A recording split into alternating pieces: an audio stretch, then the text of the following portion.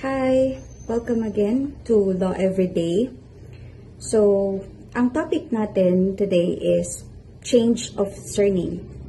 So, saan ba tayo kailangan pumunta kung gusto nating magpa-change or magpapalit ng ating apelido?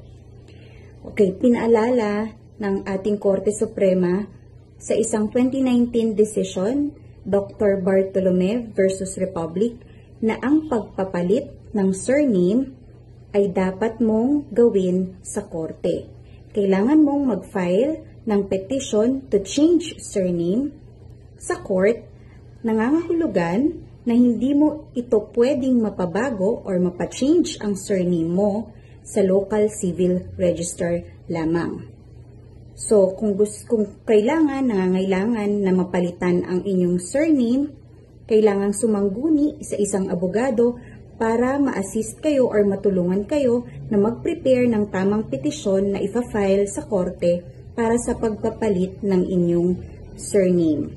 Uulitin ko po, pagpapalit ng surname, hindi pag-correct ng spelling ng surname. Thank you, and if you like this video, please like and subscribe. God bless!